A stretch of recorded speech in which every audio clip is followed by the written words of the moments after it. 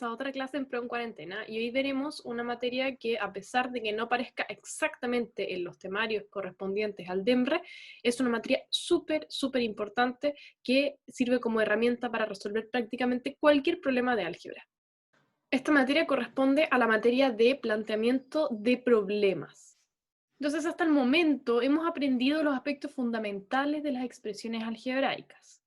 Hoy aplicaremos este lenguaje para la resolución de problemas. Evidenciaremos su utilidad en diversos contextos matemáticos. Y cuando hablamos de expresiones algebraicas, recordemos de estas expresiones en las que teníamos, por ejemplo, factor literal, coeficiente numérico y grado. Ante cualquier problema, siempre recomendamos nosotros seguir estos pasos que están acá, que son 6 pasos clásicos. Es fundamental siempre leer. La gente cree que las matemáticas son ajenas a la lectura y en verdad hay que tener una buena lectura. Hay que tener la práctica de rayar, escribir, subrayar, destacar. Es muy importante cuando ustedes lean poder sacar toda la información relevante del problema y comprender a cabalidad lo que se pide en los problemas de planteamiento. ¿Cómo hacemos eso? Primero, leer detenidamente y cuidadosamente el problema antes de empezar a resolver. O sea, siempre leer el enunciado concentrados o concentradas, de tal manera que cuando empiecen a resolver ya tengan una idea clara de lo que trata el problema, no necesariamente de la solución. Eso es muy importante. De repente hay gente que cree, erróneamente, a mi parecer, que una persona que es buena en matemática o en física sabe exactamente lo que tiene que hacer, y no. Lo que tienen que primero es leer y entender el problema, pero no necesariamente saber la solución. Una vez que ustedes lo leen y entienden el enunciado, subrayan los elementos claves. Luego hacen un listado de las incógnitas y los datos, eso es fundamental. Por otro lado, esto si lo requiere, es hacer un diagrama de la situación planteada. No necesariamente es un diagrama súper complicado ni nada, pero algo que les sirva para ustedes entender, como, qué sé yo, A implica B y este no sé qué, entonces de repente como hacer una simbología, yo creo, más que un diagrama, pero algo que les sirva a ustedes para sintetizar el problema y que sea más fácil de pensar. Luego, claramente, plantear y resolver las ecuaciones correspondientes del problema. Luego de eso, releer la pregunta, porque de repente se nos escapan datos. En general, las pruebas de matemáticas, los problemas, siempre están los datos necesarios para resolverlos, pero de repente puede ser que se nos pase un punto importante, o no sé, imaginemos que nos dicen marquen todas las falsas y nosotros marcamos las verdaderas. Entonces, si uno vuelve a releer la pregunta, dice, ah, claro, era eso. Finalmente, y esto es opcional, comprobar la solución. Esto nos ayuda de repente como para ver si en verdad estoy respondiendo de forma correcta. O sea, si yo resuelvo una ecuación o lo que sea y encuentro un valor y lo reemplazo y me da algo extraño, entonces hay algo ahí pasando que hay que revisar. Y hace un ratito dije que es muy importante el usar un buen lenguaje cuando uno trabaja estos problemas. Entonces los invitamos a leer estas expresiones que sirven muchísimo para dilucidar eso que estoy hablando. O sea, por ejemplo, podemos tener una frase como la siguiente: el doble de un número, X.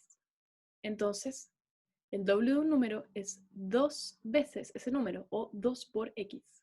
Entonces es muy importante que cuando ustedes le hablen el doble de un número, el triple de un número, o lo que sea, sean capaces de entender cuál es el número que multiplica la variable. En este caso, el número X sería la variable que yo estoy estudiando.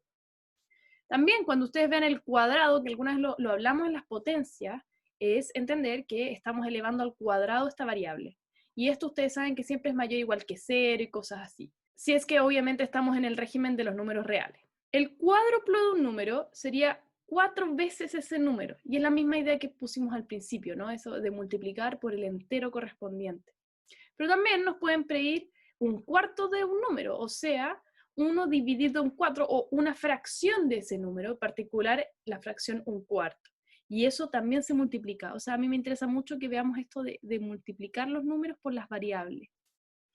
Y que sean capaces que una vez que ustedes escuchen esto, escriban automáticamente esto. Y por eso también hablábamos en la parte anterior, donde estaba la lista de cosas que uno tenía que ir haciendo, es también poder escribir esto con un lenguaje matemático. También está la cuarta potencia de un número que corresponde, por ejemplo, a este número, elevarlo 4. Similar a lo que pasa acá, y lo mismo, también si estamos en el régimen de los números reales, esto es mayor o igual que 0 porque el exponente es par. Por otro lado, también si nos hablan de la diferencia entre dos números, por ejemplo, x e y, eso es equivalente a escribir x menos y. Y cuando me dicen respectivamente es porque es ese orden. A x yo le resto y. Y es la diferencia, porque sí o sí van a diferir en alguna cantidad. Si yo digo la diferencia entre el 2 y el 3, tengo que respetar el orden. y eso va a ser -1. Pero si digo la diferencia entre 3 y 2 es distinto, porque esto va a ser el opuesto del número anterior.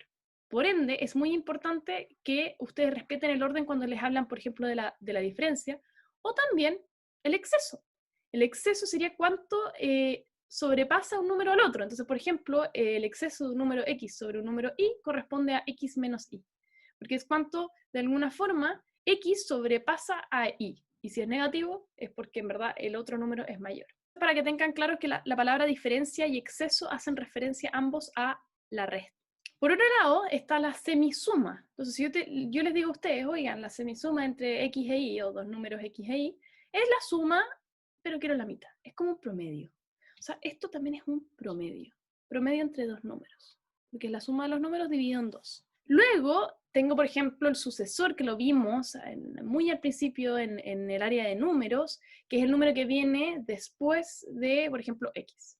Por otro lado, también está el antecesor de un número x, que también sería el número que viene, por decirlo, antes. Por otro lado, tenemos los números pares e impares, y vimos en la clase de números enteros, si no me equivoco, cómo yo puedo escribir los números pares e impares de forma general. Una forma de escribir un número par general es decir que esto es 2 por k, o 2 por un número, donde este número es un entero. Al ser un entero, recuerden que los enteros corresponden a desde menos infinito hasta el -3, -2, -1, 0, 1, 2, 3 y así hasta el infinito. Entonces, cuando uno tiene los enteros, yo puedo decir que 2 por cualquier entero me da un número par. Entonces, en este caso sería 2 por -3 me da -6, 2 por -2 me da -4, 2 por -1 me da -2, 2 por 0 me da 0, 2 por 1 me da 2, y así, 4, 6, etc.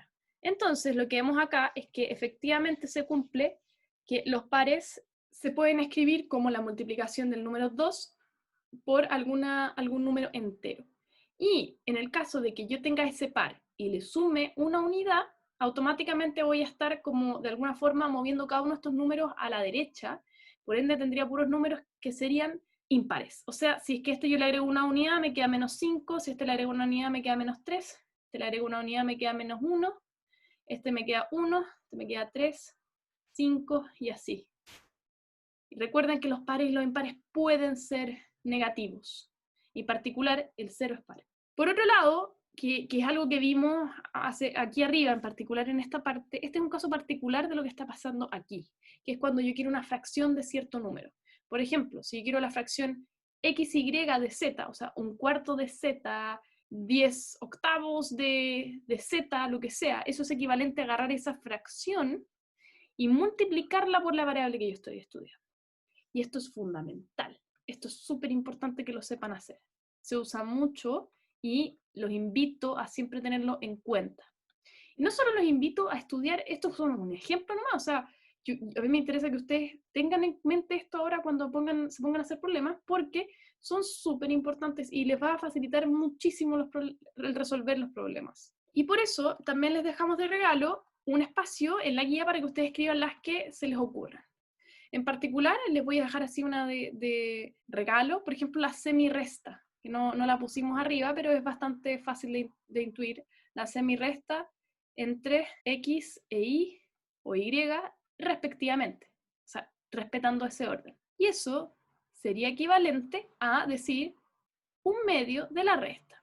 Y les dejamos este espacio para que si en el día de mañana se les ocurre alguna otra forma, algún otro lenguaje que se utiliza para resolver problemas, están más que invitados a ponerlo aquí.